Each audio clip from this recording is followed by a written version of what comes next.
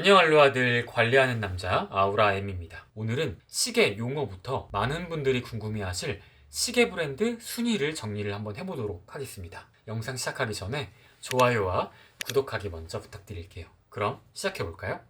많은 남자분들의 버킷리스트 중에 하나가 돈을 모아서 명품 시계 하나쯤 사보는 거잖아요. 이제 돈을 모았다, 명품 매장을 갔다, 이제 시계를 보러 가면 흔히 이런 이야기를 먼저 묻습니다. 오토매틱 찾으시나요? 쿼츠 찾으시나요? 이 오토매틱과 쿼츠는 시계의 한 종류를 이야기를 하는 건데요. 손목 시계가 돌아가는 동력을 어디에서 가지고 오냐에 따라서 기계식과 쿼츠로 나뉘게 됩니다. 기계식은 태엽이 감겼다가 태엽이 풀리는 힘에 의해서 작동이 되는 시계고요. 쿼츠는 배터리를 동력으로 움직이는 시계입니다. 이 기계식은 다시 크게 두 가지로 나뉘어요. 수동과 오토매틱입니다. 수동은 시계 태엽을 본인이 직접 감아줘야 됩니다. 그래서 편리한 게 오토매틱입니다. 내가 팔을 움직일 때마다 이 시계 안에 있는 로터라는 부품이 직접 움직이면서 태엽을 감아주게 됩니다. 즉, 내가 움직이는 힘에 의해서 자동으로 태엽이 감기기 때문에 태엽을 따로 감아줄 필요가 없는 거죠. 내가 시계를 선물을 받았는데 얘가 오토매틱인지 쿼츠인지 모르겠다 할 때는 뒤를 돌려보면 됩니다. 대부분의 기계식 시계, 오토매틱 시계들은요, 뒷판이 투명하게 되어 있어요. 그래서 안에 로터가 움직이는 게 잘 보입니다. 그리고 반대로 쿼츠 시계는 안이 안 보이게 덮여져 있죠. 그럼 기계식과 쿼츠 시계 중에 어떤 게 더 좋냐? 기계식은 평균적으로 1일 오차가 마이너스 5초에서 플러스 15초까지 차이가 납니다. 그래서 매번 시계를 다시 맞춰줘야 되는 불편함이 있겠죠. 반대로 쿼츠는 1일 오차가 플러스 마이너스 1초입니다. 기계식보다 훨씬 더 정확하고요. 가격도 기계식보다 쿼츠가 훨씬 저렴합니다. 그리고 쿼츠는 시계 배터리가 다 되면 배터리만 갈면 끝나죠. 그래서 관리하기가 굉장히 간편한데 이 오토매틱 시계들은 4년에서 5년마다 모든 시계 부품을 다 분해해서 하나씩 다 닦아주고 재조립을 하는 오버홀 작업을 해야 됩니다. 이 오버홀 작업의 비용도 꽤 많이 들어가고요. 일단 여기까지만 들으면 배터리로 가는 쿼츠 시계가 관리도 쉽고 비용도 저렴하고 오차도 적고 훨씬 더 좋은 것 같은데 왜 기계식 시계들이 더 비싸고 시계를 좋아하는 사람들은 기계식을 조금 더 쳐주는가? 첫 번째 이유는 정통성을 들 수가 있을 것 같아요. 그리고 또 안에서 돌아가는 그 무브먼트를 볼 수 있다는 신미성이 있습니다. 약간의 또 아날로그적인 감성도 섞여 있고요. 결국에는 자기 만족인 것 같습니다. 나는 그냥 패션을 중심으로 좀 실용적이게 차고 싶다 하시는 분들은 쿼츠를 선택하시면 될 것 같고요. 나는 시계를 차는 게 아니고 장인 정신을 차는 거야, 이러신 분들은 기계식 시계를 착용하면 될 것 같습니다. 저 오토매틱 시계 보러 왔는데요 라고 하면 그러면 이제 직원분이 제품을 추천을 해주면서 이런 이야기를 또 합니다. 케이스 사이즈는 36mm고 베젤이 얇아서 굉장히 심플한데 다이얼이 블루 컬러라서 여름철하기 굉장히 좋아요. 인덱스는 야광으로 되어 있고요. 크로노그래프는 용도를 돌려서 맞추시면 됩니다. 시계를 아직 많이 모르시는 분들은 이 단어들이 굉장히 생소하게 느껴질 수도 있어요. 저도 처음에는 이렇게 인터넷 검색해가면서 알았거든요. 잘 모르셔도 좋습니다. 지금 이 영상으로 공부를 하시면 되거든요. 먼저 처음 나왔던 케이스 사이즈. 이 케이스 사이즈는 흔히 이야기하는 시계 알 사이즈입니다. 그래서 저처럼 손목이 좀 많이 얇으신 분들은 한 36mm에서 한 40mm 미만 사이즈가 적당하고요. 보통 일반적인 대중적인 남자 시계들은 40mm 이상인 사이즈가 굉장히 많습니다. 그리고 베젤은 핸드폰에서도 많이 들었던 이야기죠. 쉽게 말하면 테두리 두께입니다. 다이얼은 시계의 얼굴 컬러, 판 컬러고요. 인덱스는 이 다이얼에 적혀있는 숫자들을 의미를 합니다. 이게 뭐 숫자가 될 수도 있고 보석이 될 수도 있는 거죠. 그리고 큰 시침 분침 이외에 또 작은 아이들이 있잖아요. 걔들을 크로노그래프라고 합니다. 이걸로 뭐 초침을 재기도 하고요. 아니면 다른 시간을 보기도 하는데 그 크로노그래프를 조작할 때 쓰는 게 바로 용두입니다. 크라운이라고도 하고요. 시계 옆에 보시면 오른쪽에 튀어나온 아이 있죠? 바로 걔예요. 이거보다 더 많은 용어들이 훨씬 많지만 딱 이 정도만 숙지를 하셔도 매장 가서 시계를 고르실 때 큰 무리는 없을 겁니다.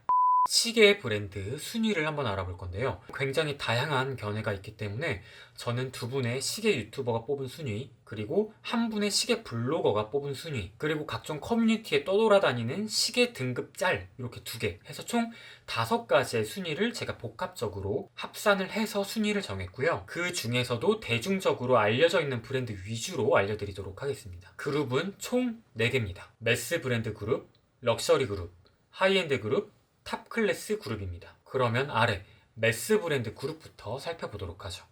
먼저 시계 브랜드 가장 아래에는 학생분들 그리고 군인분들이 많이 착용하시는 G샵, 스와치, 카시오가 있고요. 비슷한 레벨의 패션 브랜드 시계에는 캘빈 클라인이 있습니다. 근데 모든 시계 유튜버분과 시계 블로거분이 하나같이 돌체앤가바나 혹은 엠포리오 아르마니 같은 시계를 켈빈 클라인 혹은 카시오 스와치 지샥보다 더 하위 등급으로 치시더라고요. 그리고 그보다 살짝 위에 세이코, 시티즌이 있고요. 그 위로는 대학교 고학년이나 혹은 사회 초년생들이 많이 구매하는 티소, 미도, 해밀턴, 오리스, 라도가 있습니다. 그리고 비슷한 레벨의 패션 브랜드는 구찌와 버버리 워치가 있습니다. 근데 이제 이 그룹에서 한결같이 모든 시계 유튜버분, 시계 블로거분이 탑으로 꼽은 브랜드가 바로 프레드릭 콘스탄트입니다. 저는 이 브랜드 자체를 처음 들었거든요. 근데 유튜브에 검색해도 굉장히 많은 시계 유튜버분들이 칭찬을 하는 가성비 좋은 브랜드로 뽑더라고요. 아직까지는 대중들에게 인지도가 굉장히 낮은 편이지만 디자인이나 품질이 월등히 좋기 때문에 시간이 좀 더 지나고 역사가 쌓이면 이 유액 그룹으로 올라갈 수 있지 않을까, 이렇게 많은 분들이 예상하는 브랜드가 되겠습니다. 이번엔 럭셔리 브랜드인데 아마 많은 분들이 아는 명품 시계가 대부분 요 세 번째 럭셔리 브랜드 그룹에 속해 있을 거예요. 럭셔리 그룹도 아래부터 위로 출발을 해보도록 하겠습니다. 먼저 론진, 튜더, 그리고 그 위에 요즘 말이 굉장히 많은 태그 호이어가 있죠. 요즘 왜 굉장히 말이 많은 브랜드인지는 유튜브에 검색해보시면 다른 시계 유튜버 분들께서 친절히 설명을 해놓으셨거든요. 그거 한번 보시면 좋을 것 같고요. 태그 호이어와 비슷한 패션 브랜드는 에르메스, 샤넬, 루이비통이 되겠습니다. 그리고 그 위에 브라이틀린과 크로노스위스, 동급의 주얼리 브랜드로는 몽블랑 시계와 불가리, 그 위에 파네라이, 오메가가 있고요. 비슷한 등급의 패션 브랜드가 까르띠에입니다. 그리고 럭셔리 브랜드 그룹에서 가장 상위에 있는 두 가지 브랜드, 바로 없어서 못 사는 롤렉스와 IWC입니다. 요즘 진짜 해외 나가서 롤렉스 매장 가서 서브마리너만 사와서 국내에 팔아도 수백만 원의 프리미엄을 받을 수가 있는, 진짜 돈이 있어도 없어서 못 사는 그런 시계가 되겠습니다. 시계에 대해서 큰 관심이 없으셨던 분들은 아마 내가 아는 시계 중에 제일 비싸고 제일 좋은 게 롤렉스였는데 그 위에도 뭐가 많이 있어 라고 하시겠죠. 저도 몰랐는데 많이 있더라고요. 그 위에 하이엔드 그룹입니다. 아마 요 그룹부터는 처음 들어보는 브랜드가 굉장히 많으실 거예요. 하이엔드 브랜드 율리스 나르덴과 제니스, 그 위에 블랑팡, 예거 르쿨트르가 있습니다. 근데 사실 요 하이엔드 그룹에서 말이 제일 많은 브랜드는 요 네 가지 브랜드가 아니고요.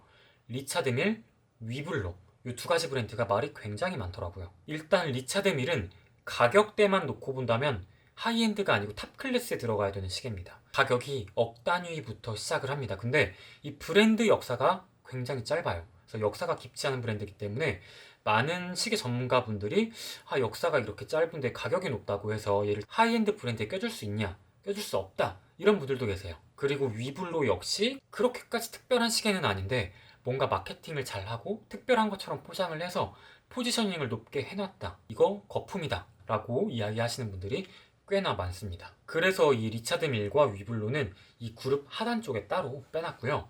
이 그룹에 속해져 있는 유일한 주얼리 브랜드가 바로 피아제입니다. 이 다음에 나올 탑 클래스 브랜드에는 아예 주얼리 브랜드, 패션 브랜드가 없기 때문에 비시계 브랜드 중에서는 이 피아제가 가장 최상위 등급이라고 생각을 하시면 될 것 같아요. 그리고 마지막 탑 클래스 그룹입니다. 이 탑 클래스를 탑 3 브랜드를 뽑으시는 분도 계시고요. 탑 5를 뽑으시는 분도 계신데 대부분의 그래도 요즘은 탑 3보다는 탑 5를 많이 보시더라고요. 탑 5 브랜드, 먼저 랑에 온트제네, 브렉의 오데마 피게가 있고요. 그 위에 바쉐론 콘스탄틴이 있습니다. 아까 메스 브랜드에서 1등이었던 프레데릭 콘스탄트랑 이름이 약간 비슷하기 때문에 헷갈리실 수 있어요. 그리고 대망의 1위, 이거는 모든 유튜버분과 블로거분의 순위가 일치했습니다. 바로 파텍 필립이라는 브랜드입니다. 저렴한 라인이 2천만 원부터 시작을 하고요. 보통 평균적인 게 억 단위입니다. 그리고 비싼 거는 30억대가 있고요. 경매로 붙어서 프리미엄이 붙은 모델은 360억짜리 시계도 있습니다. 거의 아파트 몇 채와 자동차 몇 대를 손목에 달고 다니는 건데 저는 이런 시계 무서워서 못 차고 다닐 것 같아요. 이런 시계 차면 어디 굉장히 걸어 다닐 때도 조심스러울 것 같고 혹시나 또 범죄 대상이 되지 않을까, 이런 생각을 조심히 해봅니다. 이렇게 해서 여러 명의 시계 유튜버 그리고 시계 블로거 분들이 뽑은 순위를 종합해서 저도 시계 순위를 한번 매겨봤는데요. 당연히 시계는 아랫등급부터 위로 갈수록 가격이 비싸질 수밖에 없죠. 근데 개인적으로는 이렇게 특정 시계의 가격 혹은 브랜드 역사만을 놓고 이 시계가 명품이다, 아니다를 판단하는 것보다는 그 특정 시계가 가지고 있는 나만의 의미나 특정한 나만의 사건, 추억 이런 거에 중점을 두면 어떨까 하는 생각입니다. 길 가다 주운 의미 없는 롤렉스보다는 정말 소중한 사람이 선물한 스와치 시계가 누군가에겐 더 명품일 수 있거든요. 아우라임과 함께면 내일은 더 매력적인 사람이 될 거예요. 또 봐요.